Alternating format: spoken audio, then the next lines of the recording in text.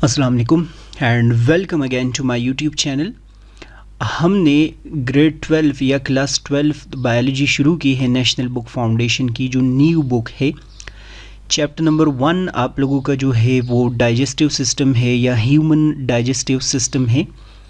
Human digestive system में या chapter number 1 में आज हमारा लेक्चर नंबर 3 होगा।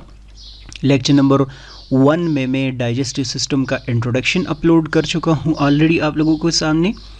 लेक्चर नंबर 2 में मैं आप लोगों के साथ डिस्कस कर चुका हूँ माउथ या ओरल कैविटी का क्या रोल होता है। लेक्चर नंबर 3 में हम डिस्कशन कर लेते हैं फेरिंग्स और एसोफेगस के हवाले से। अगर आप लोग अपनी बुक का चैप्टर नंबर 1 ओपन करेंगे तो जो टॉपिक नंबर 3 बनता है बुक के अंदर वो फेरिंग्स और एसोफेगस नहीं होगा, वो स्वेल्विंग एंड पेरिस्टाल्सिस टॉपिक है। लेकिन मैं सिर्फ़ और सिर्फ समझाने के लिए ये फेरिंग्स और एसोफेगस टॉपिक आगे कर रहा हूँ और स्वेल्विंग और पेरिस्टाल्सिस टॉपिक जो है वो उसको पीछे कर रहा हूँ, क्योंकि अगर मैं स्वेल्विंग और पेरिस्टाल्सिस आप लोगों को समझाता लेक्चर नंबर 3 अभी वाले में, तो फिर मजबूरन इन दोनों का जिक्र करना पड़ता बार बार, जिसकी वजह से हमारे लिए प्रॉब्लम क्रिएट होता। इस वजह से सबसे पहले हम इस वाले को पढ़ लेते हैं और उसके बाद हम स्वेल्विंग एंड पेरिस्टाल्सिस डिस्कस करेंगे। हमारी जो डिस्कशन असल में जो सीक्वेंस है वो मैंने आप लोगों को पहले भी बताया है कि माउथ पढ़ेंगे वो हमने पढ़ लिया, ओरल कैविटी हमने पढ़ लिया। अभी डिस्कशन होगी हमारी फेरिंग्स और एसोफेगस के हवाले से। पेरिस्टाल्सिस और स्वेल्विंग इन दोनों में कैसे अकर होता है वो हम पढ़ लेंगे नेक्स्ट लेक्चर में, और उसके बाद हम स्टमक के बारे में, small intestine, large intestine and so on, इसके बारे में हम डिस्कशन कर लेंगे। फेरिंग्स के बारे में कुछ चीज़ें डिस्कस कर लेते हैं। मैंने सबसे पहला पॉइंट फेरिंग्स के बारे में नोट्स के अंदर लिखा है कि when food is first swallowed it passes from mouth into the pharynx. ज़ाहिर सी बात है, इस डायग्राम के अंदर अगर आप लोग देखेंगे तो ये वाला पार्ट आप लोगों को ओरल कैविटी नज़र आ रहा है और फूड को यहाँ पर बैक साइड पे पुश किया जाता है, पंप किया जाता है। ये वाला जो पार्ट आप लोगों को नज़र आ रहा है ये फेरिंग्स है। मैंने फेरिंग्स के साथ समझाने के लिए यहाँ पर थ्रोट भी लिखा है ताकि आप लोगों को पता चले कि ये कौन से रीजन में मौजूद है। ये पहला पॉइंट हो गया। फेरिंग्स क्या चीज़ है? It is a funnel-shaped tube that extend from internal nares to the esophagus and larynx। अभी मैं जब आप लोगों को डायग्राम दिखाऊंगा तो 9th में जब आप लोग होते हैं या 10th में जब आप लोग होते हैं तो मैं आप लोगों को वहाँ पर बताता हूँ कि फेरिंग्स क्या है। ये एसोफेगस के साथ भी एक कनेक्शन है और ये लैरिंग्स के साथ भी एक कनेक्शन है। इसका मतलब हो गया ये डाइजेस्टिव सिस्टम का भी हिस्सा है और ये रेस्पिरेटरी सिस्टम का भी हिस्सा है। मैं आप लोगों को इसका डायग्राम दिखा देता हूँ। ये वाला जो रीजन आप लोग देख रहे हैं ये पूरे का पूरा रीजन आप लोग फेरिंग्स कंसिडर करेंगे। फनल शेप स्ट्रक्चर इस वजह से है क्योंकि ये वाला पार्ट इसका वाइडर है, लार्जर है, और ये वाला पार्ट इसका नैरो है, तभी हम इसको फनल शेप स्ट्रक्चर बोलते हैं। आप लोग अगर इनकेस नोट करेंगे इस डायग्राम के अंदर, ये इंटरनल नेरिस को या नेज़ल कैविटी को आप लोग देख ले यहाँ पर कनेक्ट कर देता है ट्रैकिया के साथ, और ओरल कैविटी को आप लोग देखेंगे ये कनेक्ट करता है एसोफेगस के साथ। ये डाइजेस्टिव और रेस्पिरेटरी सिस्टम दोनों का हिस्सा है। The pharynx is composed of skeletal muscle. ये वाला पॉइंट वैसे बुक के अंदर नहीं लिखा, ये हमारे बाद में भी काम आएगा कि फेरिंग्स में बाकायदा स्केलेटल मसल्स मौजूद होते हैं। जब मैं रेस्पिरेटरी सिस्टम पे डिस्कशन करूँगा तो वहाँ पर भी इस चीज़ का मैं जिक्र करूँगा, ये ज़रूरी बात है। And it is divided into 3 parts, nasopharynx, oropharynx and laryngopharynx. बहुत ही सिंपल सा है। ये वाला पार्ट आप लोग देख रहे हैं नेज़ल कैविटी है, तो जो नेज़ल कैविटी के करीब होता है ब्लूइश कलर का, इसको हम नेज़ोफेरिंग्स बोलते हैं। ये ओरल कैविटी आप लोग देख रहे हैं, जो ओरल कैविटी के क्लोज है इसको हम ओरोफेरिंग्स बोलते हैं, और जो नीचे लैरिंग्स के करीब है इस वाले पार्ट को हम लेरेंजोफेरिंग्स नाम देते हैं।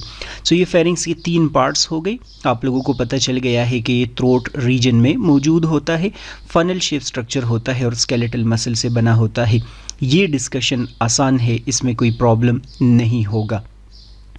जो फेरिंग्स के बाद नेक्स्ट पार्ट आता है उसको हम एसोफेगस बोलते हैं। एसोफेगस का स्पेलिंग ई से भी है और ओ से भी है, जो आप लोगों के लिए आसान हो दोनों के दोनों लिख सकते हैं, कोई प्रॉब्लम नहीं है।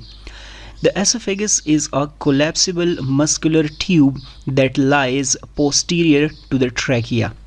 ये बात यहाँ पर बताई नहीं गई है बुक के अंदर, लेकिन आप लोगों को पता होना चाहिए एक पॉइंट कि जो एसोफेगस होता है वो ट्रैकिया के बिहाइंड होता है, ट्रैकिया के पोस्टीरियर मीन ट्रैकिया के पीछे होता है। ये जो आप लोग ट्यूब देख रहे हैं दिस वन इज़ ट्रैकिया, और जो उसके पीछे आप लोग ये वाला नैरो ट्यूब देख रहे हैं दिस वन इज़ एसोफेगस। मैं नेक्स्ट पेज पे बुक वाली डायग्राम भी दिखाऊंगा। ज़रूरी बात आप लोगों को ये पता होनी चाहिए, रिस्पायरेटरी सिस्टम जब आप लोग पढ़ते हैं तो आप लोग बोलते हैं कि ट्रैकिया सी शेप्ड कार्टिलेज से बना होता है, और वो जो सी शेप्ड कार्टिलेज है वो आप लोग डिस्कस करते हैं कि इसको कोलैप्स होने से बचाते हैं, इस ट्रैकिया को बंद होने से बचाते हैं। तो ट्रैकिया हर वक्त ओपन रहेगा, लेकिन एसोफेगस हर वक्त ओपन नहीं रहेगा। ये मस्कुलर ट्यूब होता है और ये कोलैप्स होता है। कोलैप्स मीन कि ये बंद होता है नॉर्मली। इसके अंदर से जब फूड पास हो रहा होता है, बोलस पास हो रहा होता है, तभी ये ओपन होगा, नहीं तो ये ओपन नहीं होगा। सो ये बात ज़रूरी है कि ये ट्रैकिया के पीछे होता है, बिहाइंड होता है, पोस्टीरियर होता है, और आप लोग डिस्कस करेंगे कि मसल से बना होता है, और आप लोग डिस्कस करेंगे कि ये कोलैप्सिबल है, ये बंद होता है, और जब फूड या बोलस आता है फिर ओपन हो जाता है। It begins at the lower end of laryngopharynx. हमने इसका स्ट्रक्चर पढ़ना है ना, तो एसोफेगस कहाँ से शुरू हो रहा है आप लोग देख ले। ये वाला ट्यूब अगर डाउनवर्ड ऐसे जाएगा सो आप लोग डिस्कस कर सकते हैं कि ये शुरू होता है लेरिंजोफेरिंग्स से, क्योंकि ये वाला पोर्शन लेरिंजोफेरिंग्स है और यहाँ से ये शुरू हो जाएगा। पासिस थ्रू द नेक, ये पोर्शन आप लोग नेक देख रहे हैं, इसके अंदर से क्या हो जाएगा, गुजर जाएगा। एंड एंटर्स द मीडियास्टाइनम, दोनों लंग्स के बीच में आप लोग डिस्कस करेंगे जो स्पेस मौजूद होता है, उस स्पेस को हम क्या नाम देते हैं, उसको हम मीडियास्टाइनम बोलते हैं। तो आप लोग बोलेंगे कि ये ट्रैकिया के बिहाइंड जो है वो मीडियास्टाइनम के अंदर से क्या हो जाएगा, गुजर जाएगा, पास हो जाएगा। स्पेस बिटवीन दोनों लंग्स के बीच में मैंने लिखा है कि ये क्या होता है, मीडियास्टाइनम होता है। ये पार्ट्स बता रहे हैं आप लोगों को कि कहाँ से शुरू होता है, कहाँ से ख़त्म होता है।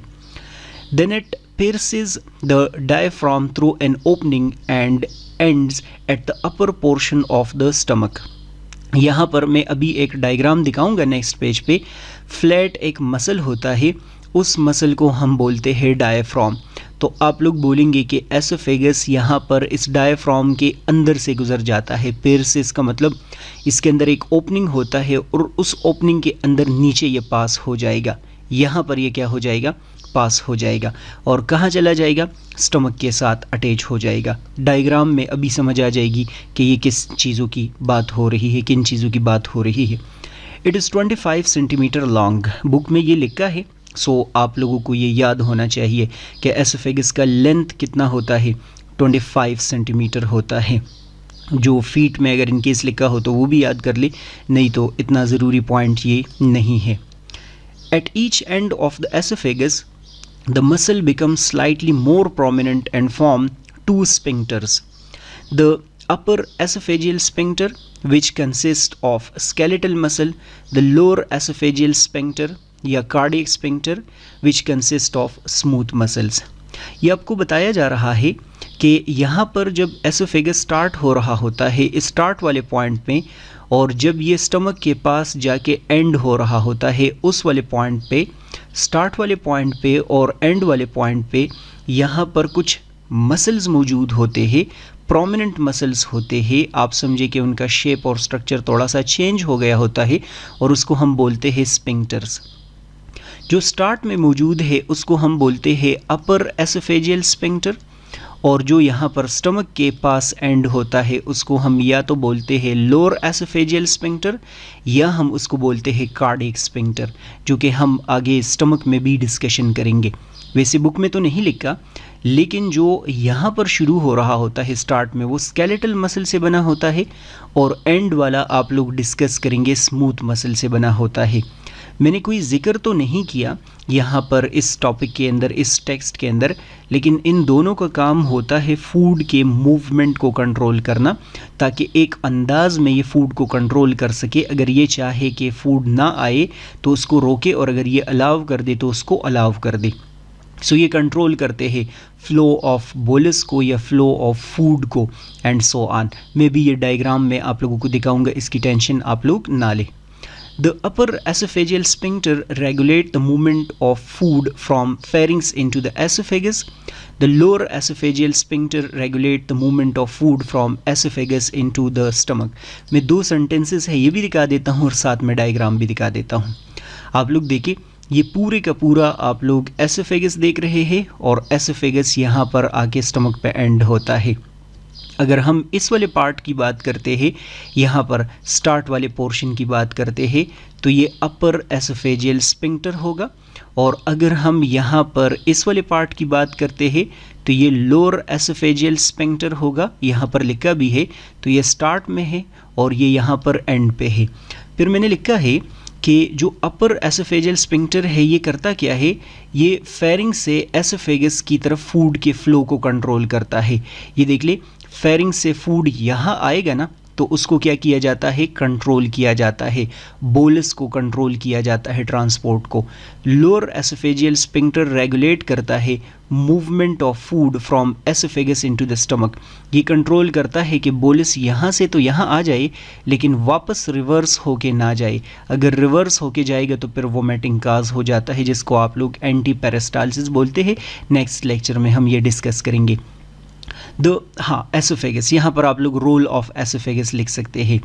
The oesophagus secrete mucus and transport food into the stomach. जाहिर सी बात है कि बोलस वहाँ आएगा और वो इस एसोफेगस में ट्रांसपोर्ट होगा। म्यूकस ये सिक्रीट करता है ताकि फूड के ट्रांसपोर्ट या बोलस के ट्रांसपोर्ट में आसानी हो। और आप लोग बोलेंगे कि it does not produce any enzyme and it does not carry on any absorption. इसका मतलब हो गया कि यहाँ पर एसोफेगस के अंदर डाइजेशन का प्रोसेस भी नहीं होता एंड एब्जॉर्प्शन का प्रोसेस भी यहाँ पर नहीं अकर होता। सो ये बातें जो है, सिंपल सी बातें डिस्कस की है, वो आप लोगों ने यहाँ पर पढ़ी है। आई गेस सो कि इसमें कोई मसला नहीं होगा। बाकी अगर आप लोग जो है वो मेरे रिकॉर्डेड लेक्चर्स देखना चाहते हैं तो उसके लिए आप लोग मुझे बताएंगे, या ऑनलाइन क्लास अगर लेना चाहते हैं तो उसके लिए भी मुझे आप लोग बताएंगे। लाइक, सब्सक्राइब, शेयर ज़रूर करें अगर करना चाहे, और नेक्स्ट वीडियो लेक्चर आप लोग देखेंगे। गुड बाय, अल्लाह हाफिज़।